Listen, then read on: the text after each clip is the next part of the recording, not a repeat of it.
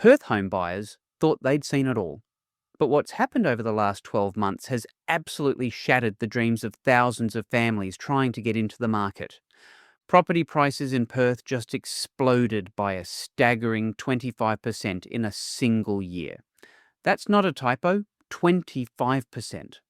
The median house price now sits at $810,000, and if you think that's bad, it's actually rocketed 80% since COVID began. We're talking about the fastest growing property market in the entire country. While families are being priced out left, right, and centre, there's a darker side to this boom that nobody's talking about. First home buyers now need to earn over $178,000 a year just to afford a median priced home without going into mortgage stress. And it takes more than 8 years to save a 20% deposit, if you can even save while rents are climbing through the roof. In this video, I'm breaking down exactly what's driving Perth's property explosion, who's really winning, and why this boom could turn into a catastrophe for thousands of Western Australian families. Let's get into it, right? Let's start with the numbers, because they're absolutely cooked. According to the Real Estate Institute of Western Australia, Perth's median house price hit $810,000 at the end of September 2025. That's an 8% jump just since the start of the year, and a massive 25% increase from December 2024. To put that in perspective, if you bought a median-priced home in Perth 12 months ago for $648,000, it's now worth $810,000. That's a $162,000 profit, just for existing. But here's where it gets even more cooked. CoreLogic's data shows Perth properties have actually increased by 80% since March 2020.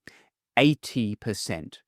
Sydney and Melbourne, the markets everyone loves to bag, only saw 41% growth over the same period. Perth has literally doubled the growth of Australia's largest cities. And units? They're going absolutely mental. The median unit price is now $565,000, up 13% in just 9 months. REIWA is forecasting unit prices will hit 15% annual growth by December 2025, which means we're talking about a $650,000 median for units before Christmas. Now you might be thinking, mate, that's just supply and demand, right? Yeah, partially. But let's talk about what's really driving this madness. Perth properties are selling in a median of just 8 days. 8 days. A year ago, it was 11 days. Some suburbs like Harrisdale are seeing homes sell in 6 days, while Joondalup, Alkimos and Nedlands are moving in 7 days flat. You literally don't have time to think. Active listings are down 30% year on year. There's bugger all stock on the market. And when something does pop up, it's gone faster than a cold beer on a 40-degree day. But here's the real kicker. Rental vacancies are sitting at 0.7%. That's not even 1%. For context, a balanced market is considered 2.5% to 3.5%. Perth's rental market is tighter than a fish's backside, and it's pricing people out of both buying and renting. So who's copping it the worst in all this chaos? First home buyers, mate. They're getting absolutely pummeled. Let me paint you a picture. According to the latest affordability analysis, to purchase a median-priced home in Perth for $810,000 without experiencing mortgage stress, that's keeping housing costs under 30% of your income. You need to be earning $178,360 per year. That's a household income of $178,000. Now, compare that to the actual median household income in Australia, which sits around $133,000. There's a $45,000 gap between what the average family earns and what they need to earn just to not be in financial stress. And if you're a first home buyer trying to save a 20% deposit, you're looking at needing $100 onto $62,000 just for the deposit. According to Domain's research, it now takes the median income household more than 8 years to save that amount. 8 years. In 2000, it took 6 years. And here's the real problem. While you're trying to save that deposit, rents are going up too. Median house rents in Perth are now $690 a week, up from $370 a week back in 2020. That's a $320 per week increase in just 5 years. If you're trying to save for a deposit while your rent goes up by $320 a week, you're going backwards, mate. Bankwest Curtin Economics Centre just released a bombshell report showing that 210,000 Western Australian households now view their housing as unaffordable. That number has nearly doubled, up from 110,000 just 2 years ago in 2022. Let that sink in. In 2 years, an additional 100,000 families have been pushed into housing stress. First homebuyer Brooke Rolfe has been searching for over a year. She told Yahoo Finance she's been documenting the nightmare on social media because the situation is that dire. Prices keep climbing, government schemes keep pumping more buyers into the market, and there's nowhere near enough suitable housing for young people. The sad reality, she said, is it's the only option if you want to get into the housing market, referring to buying in sprawling outer suburbs 48 kilometres from the CBD, where houses are packed wall to wall. And it's not just anecdotal. The data backs it up. Active listings in Perth at the end of September were down nearly 30% compared to the same time last year. There are fewer homes to buy, more people competing for them, and prices are going one way, up. Now, if you can't buy, you rent, right? Except Perth's rental market is in absolute crisis mode. The rental vacancy rate in Perth hit a record low of 0.6% back in 2020. Today, it's sitting at 0.7%, still catastrophically low. To give you perspective, a vacancy rate under 2% means tenants have virtually no choice.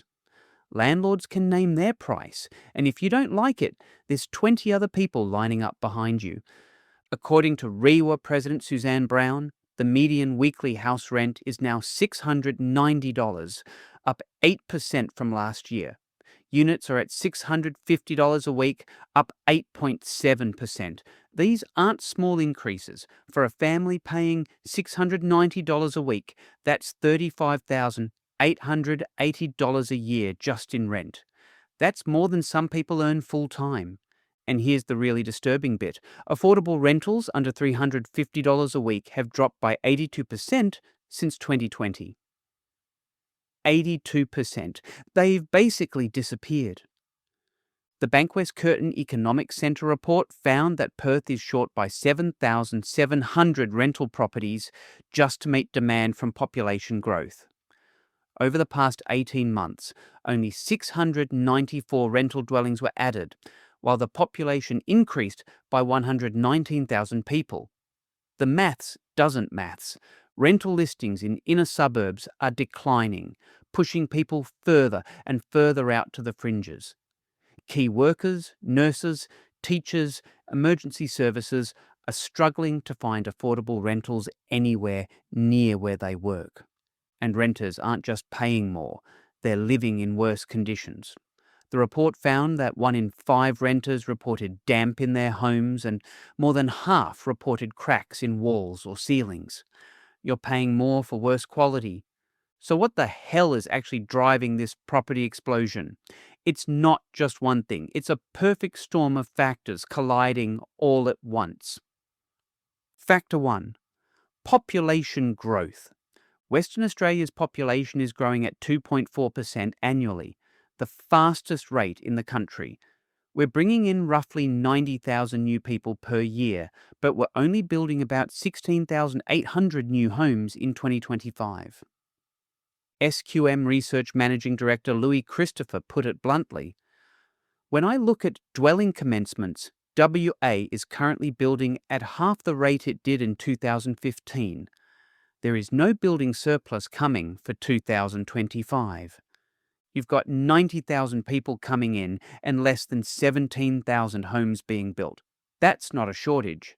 That's a disaster. Factor 2. The mining boom 2.0.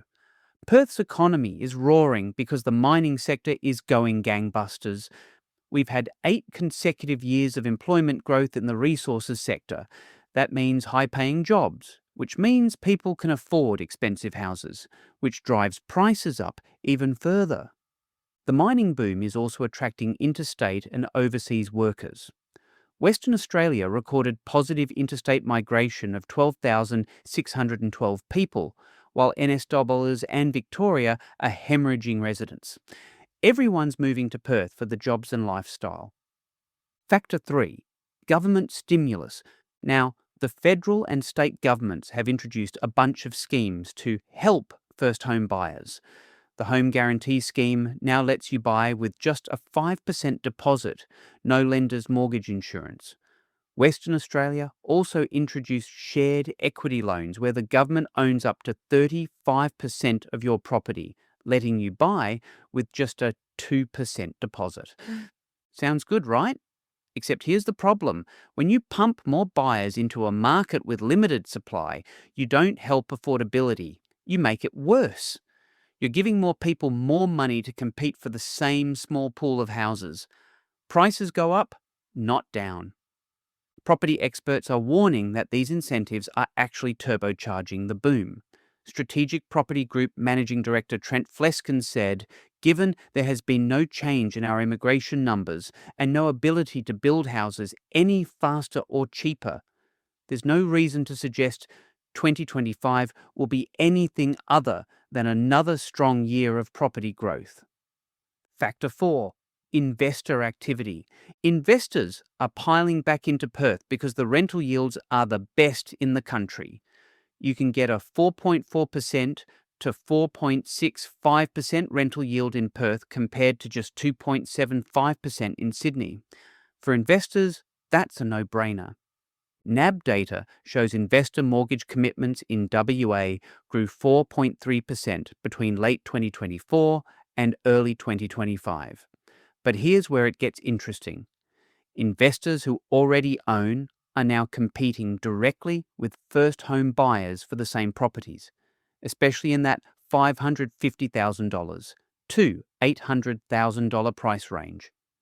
Not every suburb is experiencing this boom equally. Some areas are absolutely cooked, while others are still hanging on by a thread. The fastest selling suburbs right now are Harrisdale, 6 days, Joondalup, Alkimos, Golden Bay, Cardinia, Nedlands, Port Kennedy, and Safety Bay, all 7 days. If you're looking in these areas, you better have your finances sorted and be ready to move fast, because you won't get a second chance.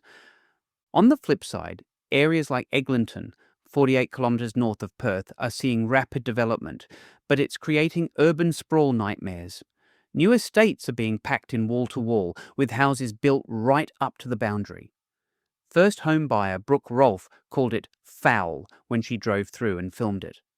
Suburbs seeing the biggest rent increases include Spearwood, up 6.2% to $690 per week. Tuart Hill, up 4.9% to $640. Victoria Park, up 4.8% to $640. $650, and Mosman Park, up 4.6% to $680. If you're renting in these suburbs, your landlord's probably already sent you a rent increase letter. Meanwhile, affordable suburbs like Camillo in the southeast are getting snapped up by investors. You can still buy for around $580,000 there, and with rents at $600 a week, investors are achieving 5.4% rental yields. That's phenomenal. But it also means locals are being outbid by investors every single time. So where does this all lead? The forecasts paint a concerning picture. REIWA is predicting another 10% house price growth through 2025, which would push the median to $891,000 by December. Units are expected to grow even faster. 15% growth would put the median unit price at $650,000. But here's the thing, this level of growth is not sustainable. Strategic Property Group's Trent Fleskens pointed out that until we suddenly double our construction or halve our immigration, prices can only go up. But when they do stop going up, what happens? History shows us that mining-driven booms in Perth don't end softly. They crash. The last time we saw this level of price growth in Perth was 2006 to 2008, and we all know what happened after that. Prices collapsed. People lost their homes, and the market took years to recover. Early warning signs are already appearing. Days on market have increased slightly, from 9 days in July 2024 to 15 days in July 2025. That might not sound like much, but it's a 67% increase in how long properties are taking to sell. Sales volumes dropped 4.1% in July compared to the year before. REIWA President Suzanne Brown acknowledged that the frenzied buyer behaviour that characterised most of 2024 has eased. Buyers are being more cautious, taking more time with decisions, and being more prudent with their spending. That's code for the market's starting to cool. But cooling doesn't mean crashing yet. The fundamentals are still there: population growth, low supply, and strong employment. The question is, how long can those fundamentals hold? Experts like those from PropTrack and SQM Research are warning that affordability constraints will eventually tap the brakes. When households are spending 50%, 60%, even 70% of their income on housing, something has to give. Either incomes rise dramatically, prices stabilise, or people simply stop buying. And with over 210,000 Western Australian households already viewing their housing as unaffordable, we're rapidly approaching a breaking point. If you're a first home buyer trying to get into this market, here's the reality check. It's not going to get easier in the short term. Your best options right now are: option 1, act decisively if you're financially ready. Waiting for prices to drop might mean waiting years, and rents will keep climbing while you wait. If you can get your deposit together and serviceable a loan, you need to move fast when the right property appears. Option 2, look at government schemes. The Home Guarantee Scheme with a 5% deposit can help you get in sooner, even if it means buying at a higher price. The WA Shared Equity Scheme with a 2% deposit is even more accessible, though you'll be sharing ownership with the government. Option 3, consider outer suburbs or regional areas. Yes, you'll be further from the CBD, but suburbs like Armidale, Kwinana, and even Mandurah offer more affordable entry points. Just make sure you factor in transport costs and lifestyle trade-offs. Option 4, wait it out, but understand the cost. If you believe the market will crash, you can wait. But while you're waiting, you're paying rising rent and watching deposit requirements go up.